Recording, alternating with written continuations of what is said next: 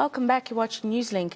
The Democratic Nursing Organization of South Africa, or Denosa, is being inundated with complaints of assault from its members countrywide.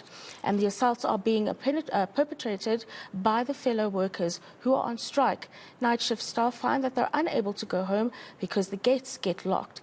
And patients who are due for emergency transfers are stuck because of the ambulance drivers being barred from entering or leaving the facilities. Denosa says that government is to blame for this chaos because it's been dragging its feet with resolving the impasse between themselves and the government. So Denosa's president, Simon Hlungwane, joins me now to talk about this further. Thank you very much for making the time this morning. And I've described briefly in my intro the kind of scenes that we are seeing because of this strike action. But perhaps you could start with an update of the level of disruption that has been caused at health facilities because of the strike. Well, good morning, and thank you for having us. Let me greet your viewers. Let me start. I think the proper way to start is to start at a level where the whole impasse, if not the strike, was created. It is our view that the strike is a consequence of an impasse, but the impasse is a consequence of a dispute that ended up not getting resolved. I can take you back when the negotiations started in May.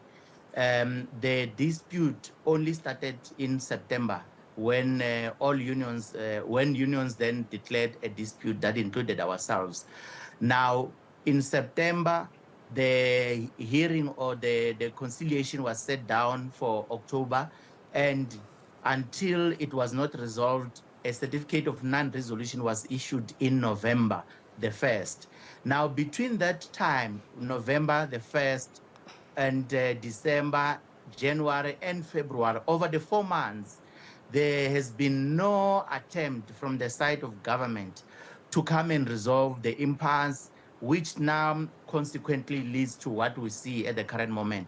So I'm saying this as a demonstration that the strike is justified, because when you don't have dialogue, when you don't have mechanism to deal with the impasse, therefore frustrations will then rise and so on. Nevertheless, we do think that we cannot condemn any violence, we cannot condemn anything of that nature. This is why we say we hope as Denosa that the employer will get to a facilitation process in good faith and get a resolution. And we're talking about a facilitation that started this past Thursday, and it was going on even yesterday, and we gave our negotiators to say they must work whether it's in the evening and the entire weekend. They never had the time to rest, and it is our hope that we can find a way for that to be resolved. And I must also state categorically that the impasse is about the 3% that the government has unilaterally implemented, and the unions were demanding 10%. And you can see that the gap is wide, but it is in an area where government is failing to come back and say at least they can improve the 3% and request that unions can also compromise and find a way of a resolution. So that's what's creating a frustrations at the current moment. The rest we see is just frustrations. Yeah, no, it is quite a frustrating experience for anyone who's in that situation. But what about the safety of the nurses or medical health practitioners going forward?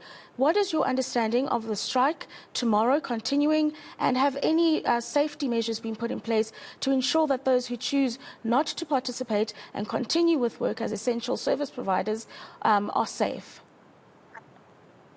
Well, Denosa's position is clear that, just to make an example, when you enter the studios of ENCA, it remains the responsibility of ENCA to make sure that you are protected in terms of your safety when you are on duty.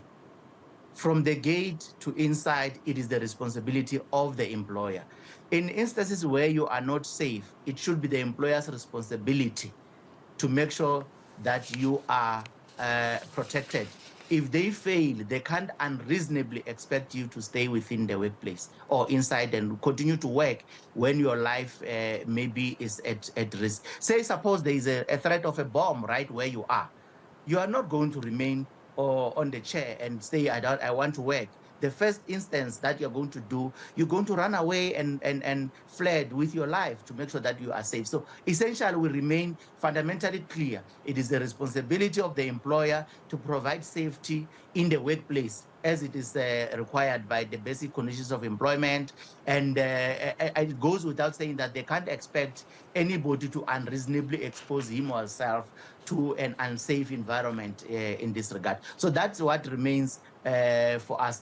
We do think that it is imperative that the government or the employer must find a way to resolve the strike so that there can be a way in which everybody can go back to work.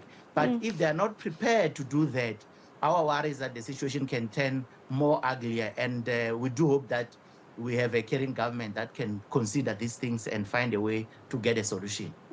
Thank you very much for that. That is Simon Hlungwane from the Democratic Nursing Organization of South Africa.